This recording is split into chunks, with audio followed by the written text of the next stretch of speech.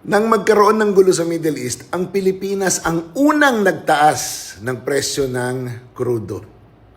Ngayon na bumaba ito, ayaw pa rin bumaba ng presyo ng krudo sa atin. Pag magtaas, mabilis. Pag magbaba, mabagal. Hay. Ganyan talaga. Pero ito yung matindi, ha?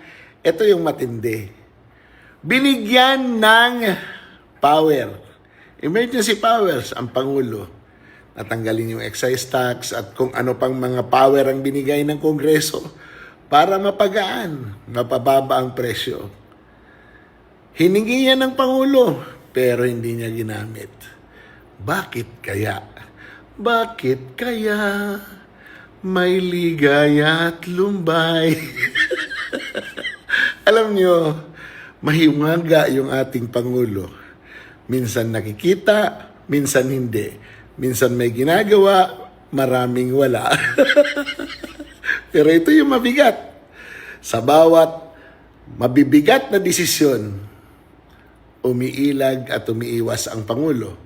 Pero pagdating sa impeachment ni Vice President Sara, abay, alam natin nakatodo sila. Kaya, Sara Duterte sa 2028 para umayos naman tayo ng konti. Alam kong hindi kakayanin ni BP Sara yan na maibalik kung ano man ang dati. Pero at least mapupunta tayo sa linya na maganda. Kasi nga, yung ginawa ng tatay niya, 3 taon lang, nasira na. Sayang ang bayot! Nang magkaroon ng gulo sa Middle East, ang Pilipinas ang unang nagtaas ng presyo ng krudo. Ngayon na bumaba ito, ayaw pa rin bumaba ng presyo ng krudo sa atin. Pag magtaas, mabilis. Pag magbaba, mabagal. Hay. Ganyan talaga. Pero ito yung matindi, ha? Ito yung matindi. Binigyan ng power, emergency powers ang Pangulo. Natanggalin yung excise tax at kung ano pang mga power ang binigay ng Kongreso para mapagaan, mapababa ang presyo. Hiningi yan ng Pangulo pero hindi niya ginamit. Bakit kaya?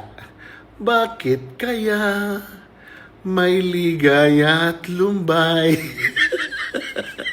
Alam nyo, mahiwaga yung ating Pangulo. Minsan nakikita, minsan hindi. Minsan may ginagawa, maraming wala. Pero ito yung mabigat. Sa bawat mabibigat na desisyon, umiilag at umiiwas ang Pangulo. Pero pagdating sa impeachment ni Vice President Sara, abay, alam natin nakatodo sila. Kaya, Sara Duterte sa 2028 para umayos naman tayo ng konti. Alam kong hindi kakayanin ni BP Sara yan na maibalik kung ano man ang dati. Pero at least mapupunta tayo sa linya na maganda. Kasi nga, yung ginawa ng tatay niya, 3 taon lang, nasira na. Sayang ang bayot!